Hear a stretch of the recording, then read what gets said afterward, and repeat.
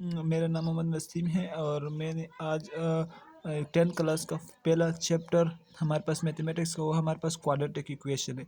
जब हमारे पास quadratic equation हमारे पास जब हम अलजबरा पढ़ते हैं तो उसमें हमारे पास या कैलकुलस में जब हम पढ़ते हैं तो उसमें हमारे पास एक लीनियर फॉर्म होती है और एक हमारे पास होती है क्वाड्रेटिक फॉर्म।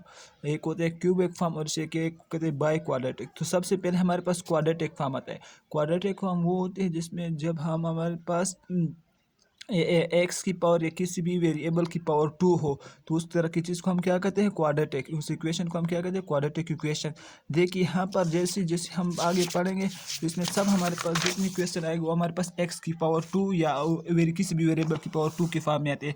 देखिए जब यहाँ आपको आप नज़र आता होगा कि हमारे पास है क्वाड्रेटिक इक्वेशन है, तो एक quadratic equation in one variable in equation that can be written in the form of ax square plus bx plus c where a, b and c are real number and a not equal to 0।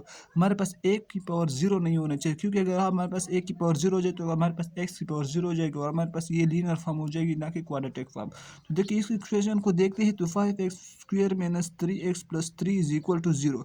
ये हमारे पास क्या है, x square जहाँ पर लिखा हुआ देखिए तो हमारे पास कौन सी फॉर्म है, हमारे पास क्वाड्रेटिक फॉर्म है ना। एक्स की पावर 2 है तो ये क्वाड्रेटिक होती है बाई पावर, इसलिए हम कह सकते हैं। Example of quadratic equation include, देखिए एक्स की power 2 plus x plus 1 is equal to, देखिए यहाँ पर एक्स की पावर 2 है तो ये हमारे पास कौन सी फॉर्म है, क्वाड्रेटिक इक्वेशन है। देखिए 2x की पावर 3 माइनस 3, देखिए यहाँ पर हमारे पास एक्स की पावर 2 जो है ये देखो ये हमारे पास कौन सी फॉर्म शो करते हैं, क्वाड्रेटिक फॉर्म। यहाँ पर देखिए एक्स की पावर 2 प्लस 2x, यहाँ पर एक्स की पावर 2 फिर आए हुए, देखिए ये सब क्या है, क्वाड्रेटिक फॉर्म है। तो देखिए यहाँ पर x की पावर 3 है 2 है तो is equal to 3x plus 2। देखिए जब हम इस x की पावर 2 माइनस 3x प्लस 1 करते हैं इज इक्वल टू 0, तो ये हमारे पास कौन सी फॉर्म बन गई, ये भी हमारे पास क्वाड्रेटिक फॉर्म बनती है। देखिए इस तरह हमारे पास यहाँ देते कुछ हमारे पास एग्जाम्पल से उसे हम देखकर हल करते हैं। Quadratic equation, solving a quadratic equation with factorization, factorize form में मतलब अगर हम आम जुबान में के तो हमें इसके क्या बनाए, जोड़ों की फॉर्म में लिखने, ताकि हमारे पास जो हमारे पास इक्वेशन दिए हुआ हमारे पास सिंपलेस्ट फॉर्म में आ जाए। तो देखिए 2x square plus 2x minus 11 is equal to 1, ये हमारे पास एक इक्वेशन है।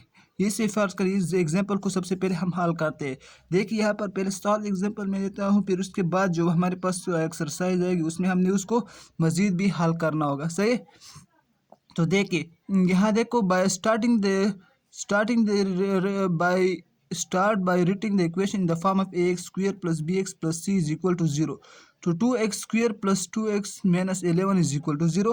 देखिए यहाँ पर x हमने इक्वेशन को 0 के बराबर लिखना होता है, तो इस वजह से क्या करते हैं, तो इस 1 को जो है उस लेफ्ट हैंड साइड पर ले जाते हैं तो क्या हो जाएगा, 2x square plus 2x minus 12 is equal to 0। देखिए यहाँ पर x इक्वेशन किसके बराबर आ गया, 0 के बराबर। अगर इस इक्वेशन में हम 2 को कॉमन ले लें दो सब में से, देखिए जब में से 2 कॉमन लेंगे तो यहाँ हमारे पास क्या हो जाएगा, x square plus 2x minus 6। जब 2 यहाँ पर होता है मल्टीप्लाई उधर आकर डिवाइड हो जाएगा और एक 0 के बराबर हो जाएगा।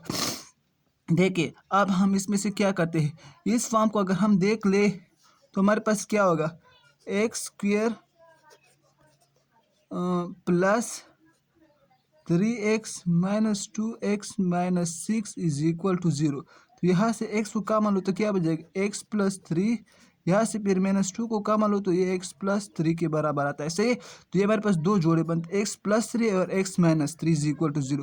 तो x प्लस 3 को हम 0 के बराबर ले लेते हैं और x माइनस 2 को भी 0 के बराबर ले लेते हैं।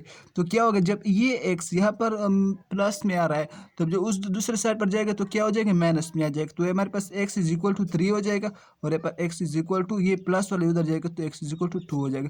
तो हमारे पास ये जो दो वेरिएबल है ये हमारे पास क्या है, फाइनल फॉर्म है। और इससे हम मतलब ये हमारे पास जो फाइंड आउट करें तो वो चीज़ें है, वो दो वेरिएबल्स है। देखिए इसके बाद हमारे पास क्या करते हैं, दिस इक्वेशन के में चेक।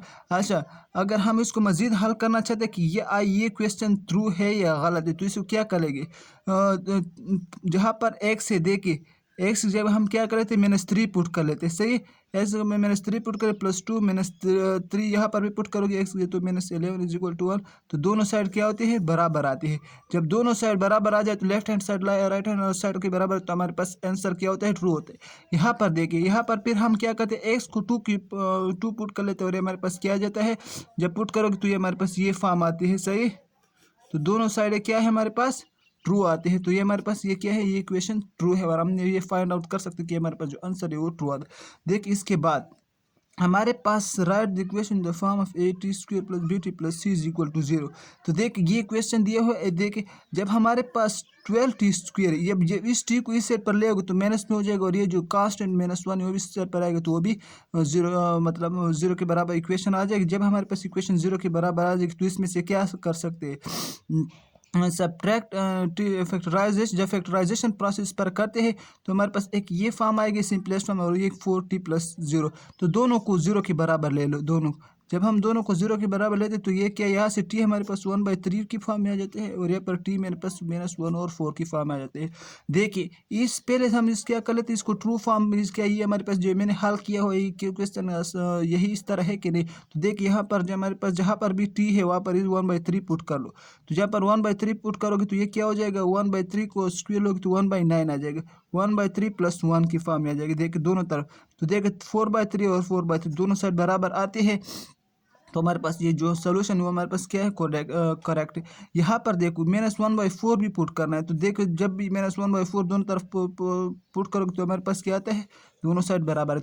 तो इससे हमारे पास ये साबित हो जाता है कि हमारा जो दिया हुआ क्वेश्चन है वो हमारे पास ट्रू है, सही। यहाँ पर